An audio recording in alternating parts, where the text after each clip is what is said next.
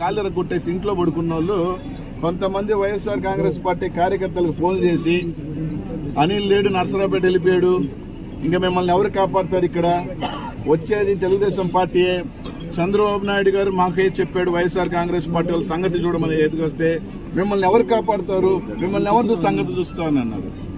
నేను నరసరావుపేట పోయినా, అక్కడి నుంచి లేదా ఇంకొక దూరం పోయినా, నెల్లూరు నగరంలో వైఎస్ఆర్ కాంగ్రెస్ పార్టీ కార్యకర్తలకి కష్టం వచ్చినా నష్టం వచ్చినా ముందు వచ్చి నిలబడతా.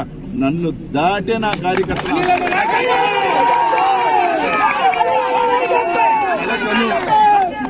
కలకను జగన్మోహన్ రెడ్డి గారు రారని, మళ్లీ జగన్మోహన్ రెడ్డి గారు వస్తారు. మళ్లీ చెప్తా ఉన్నా, ఎవరైనా తోక జాడించి బెదిరించడం మొదలు పెడితే మళ్లీ వచ్చి తోలు తాట తీస్తా.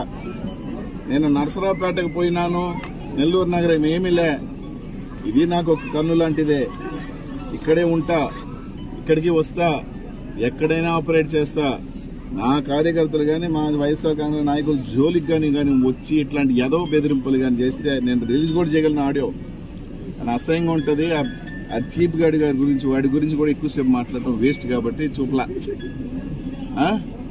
కాలు ఎరగొట్టుకొని ఒక పసివాడు కాలు ఎరగొడితే ఇంట్లో పడుకున్నాడు, వాడిని కూడా ఏం చేయలేం. ఈడంటే మా కార్యకర్తను టచ్ చేస్తాడంట. వాడు మగోడైతే టచ్ చేయమని, నిజమైన మగోడు అధికారం ఉన్నా లేకపోయినా రొమ్మెచ్చుకొని నిలబడతాడు. రేపు మేము వస్తాం, నువ్వు వచ్చేది లేదు, సచ్చేది లేదు.